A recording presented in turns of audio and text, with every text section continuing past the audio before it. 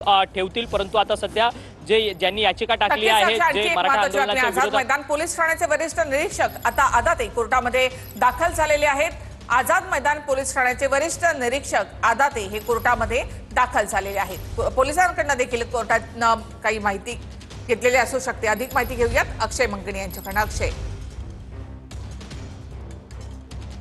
निखिला, नक्कीच जे आझाद मैदानाचे वरिष्ठ पोलीस निरीक्षक आहेत श्रीकांत आदाते ते देखील आता कोर्टामध्ये प्रोड्यूस झालेले आहेत। ते कोर्टासमोर त्यांची बाजू मांडतील, कारण की ज्या अटी शर्तीनुसार परवानगी जी आहे ती आंदोलनाला दिलेली होती ती खरंच परवानगी जी आहे ती या मराठा आंदोलकांनी उल्लंघन केलेली आहे का, त्या सगळ्या परवानग्या ज्या आहेत त्या मोडीत काढल्यात का, अशा पद्धतीची विचारणा जी आहे ती कोर्टाकडनं आता या सगळ्या आझाद मैदानाच्या वरिष्ठ पोलीस निरीक्षकांना केली जाणार। कारण की आझाद मैदानाच्या हद्दीतल्याच आझाद मैदान पोलीस स्थानकाच्या हद्दीतल्या आझाद मैदानामध्ये हे संपूर्ण मराठा आंदोलन जे होत होतं, जे मनोज जरांगे पाटलांचं आमरण उपोषण होत होतं, या सगळ्याला एक परवानगी दिलेली होती की खरं तर 5000 आंदोलन संख्या घेऊन ही संपूर्ण आंदोलन करण्यात यावं अशी एक अट जी आहे ती या सगळ्या आंदोलनामध्ये टाकलेली होती। परंतु त्या अटीचं उल्लंघन झालंय का याची फेर तपासणी जी आहे ती सध्या आता या कोर्टामध्ये होणार आहे आणि कोर्टाचे न्यायाधीश या सगळ्या संदर्भात आझाद मैदानाचे जे वरिष्ठ पोलीस निरीक्षक आहे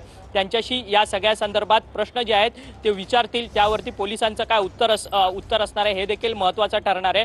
परंतु मराठा आंदोलनाच्या विरोधातली याचिका जी आहे ती ॲडव्होकेट गुणरत्न सदावर्ते यांनी दाखल केलेली आहे आणि या सगळ्या संदर्भातली सुनावणी पार पडते। या मराठा आंदोलनाच्या विरोधातली एक कणखर भूमिका जी आहे ती ॲडव्होकेट गुणरत्न सदावर्ते यांच्याकडनं या सगळ्या याचिकेमधनं ते मांडताना पाहायला मिळत आहेत। खरं तर अटी शर्तीनुसार ही सगळी परवानगी जी आहे ती आंदोलनाला दिलेली होती, परंतु ही सगळी अटी शर्ती ज्या आहेत त्या आंदोलकांनी मोडीत काढलेल्या आहेत। त्यामुळे हे जे काही आंदोलन आहे ते सगळ्या गैर पद्धतीने सुरू आहे असा पद्धतीचा आरोप जो आहे तो ॲडव्होकेट गुणरत्न सदावर्ते यांनी कोर्टामध्ये केलेला आहे। आणि त्याचसोबतच राज्य सरकारची बाजू मांडणारे जे महाधिवक्ता आहेत बिरेंद्र सराफ यांनी देखील कोर्टासमोर न्यायाधीशांसमोर आपली बाजू मांडताना म्हणाले की ही सगळं जे आंदोलन होतं आहे या आंदोलनामध्ये कुठेतरी रस्ते अडवण्याचा सगळा प्रकार सुरू आहे, यामुळे नाहक मुंबईकरांना जो आहे तो त्रास सहन करावा लागतो अशा पद्धतीची भूमिका मराठा आंदोलक कैलास खांड बहाले यांची देखील हस्तक्षेप याचिका यामध्ये आहे।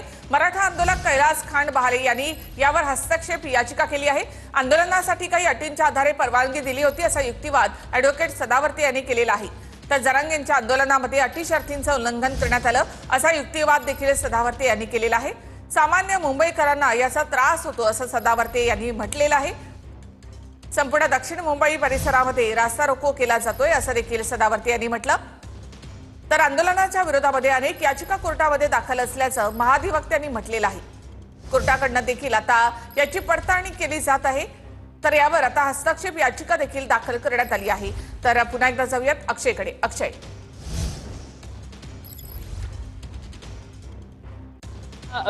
मराठा आंदोलनाच्या विरोधातली याचिका जी आहे ती आता हायकोर्टामध्ये दाखल झाली आहे, त्याच्यावरती सुनावणी देखील पार पडताना आपल्याला पाहायला मिळतंय।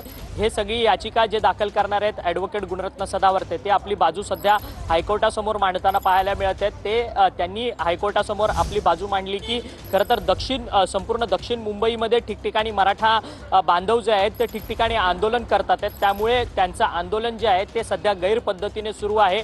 सामान्य मुंबईकरांना वेठीस धरण्याचं काम जे आहे ते कुठेतरी मराठा आंदोलक करत आहेत आणि या सगळ्या आंदोलनाच्या मार्फत हे सगळं केलं जातंय अशा पद्धतीची बाजू जी आहे ती ॲडव्होकेट गुणरत्न सदावर्ते सध्या हायकोर्टात मांडताना पाहायला मिळत आहेत। आणि या सगळ्या याचिकेमध्ये सरकारची भूमिका म्हणून सरकारचे महाधिवक्ता आहेत बिरेंद्र सराफ हे देखील आपली भूमिका मांडतात आहेत की खरं तर या सगळ्या आंदोलनामुळे ट्रॅफिक जाम होते आणि रस्ते अडवले जातात, सामान्य मुंबईकरांना देखील त्रास जो आहे तो दिला जातोय अशा पद्धतीची भूमिका आणखी एक महत्त्वाची बातमी आहे की 5 ते 6 वकील आता सध्या कोर्टामध्ये युक्तिवाद करत आहेत। या आंदोलनासंदर्भातली ही याचिका मराठा आंदोलक कैलास खांड बहाले यांनी देखील यामध्ये हस्तक्षेप याचिका दाखल केलेली आहे।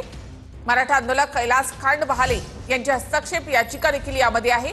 तर सध्या जरांगे यांच्या आंदोलनासंदर्भामध्ये हायकोर्टामध्ये सुनावणी सुरू आहे आणि 5 ते 6 वकील यामध्ये युक्तिवाद करतायत। वरिष्ठ पोलीस निरीक्षकांना देखील कोर्टामध्ये या ठिकाणी बोलावण्यात आले। त्यांच्याकडनं देखील कोर्टाकडनं परवानगीच्या कागदपत्रांची आणि अटींची पडताळणी केली जात आहे। जरांगेंच्या आंदोलनावर 4 ते 5 वकिलांचा युक्तिवाद सध्या सुरू आहे। महाधिवक्ता यांनी आपलं म्हणणं या ठिकाणी मांडलं। त्याचबरोबर ॲडव्होकेट गुणरत्न सदावर्ते यांनी देखील युक्तिवाद केलेला आहे। सध्या जरांगे यांच्या आंदोलनावर 4 ते 5 वकिलांचा युक्तिवाद सुरू आहे। या आंदोलनाच्या विरोधामध्ये अनेक याचिका दाखल असल्याचं महाधिवक्त्यांनी म्हटलेलं आहे।